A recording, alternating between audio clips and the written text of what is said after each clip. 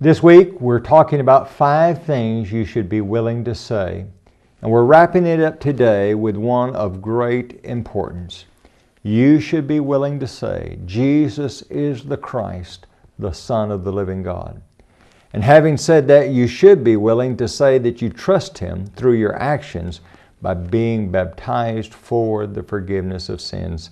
Acts 2:38 and Acts 22:16, along with a host of other passages. Welcome to this, your daily 180 Bible study.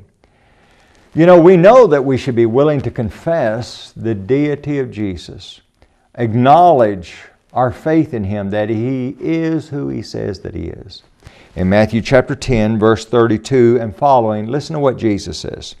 Therefore, whoever confesses me before men, him I will also confess before my Father who is in heaven. But whoever denies me before men, him I will also deny before my Father who is in heaven. He goes on in that passage and he points out, listen, some of the greatest challenges to your faith will come from your family. I don't like that, but that's a reality. And we need to realize that we need to be willing to stand firm, even if it means standing against family. And we need to be willing to stand firm for our faith in Jesus Christ. And we do that with our mouth, a willingness to confess with our mouth that Jesus is the Christ, the Son of the living God, but also by our lifestyle.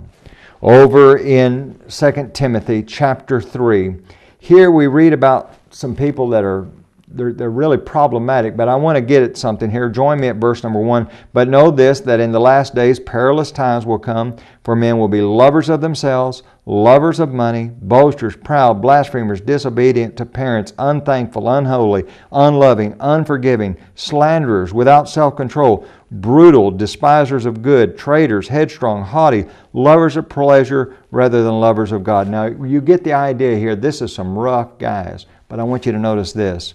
Verse 5, having a form of godliness. You see, there's a sense in which they look pretty good, but notice what they do. Having a form of godliness, but denying its power. You know, there's a lot of ways that we can deny God. We can deny Him with our mouth, but there's a lot of folks that deny Him with their lifestyle. They claim to be a Christian, but then they go around and gossip, and they're mean and hateful, or are they involved in things that a Christian shouldn't be involved in? We need to say with our mouth, Jesus is the Christ, the Son of the living God, but we also need to say that with our lives. Join us again next week.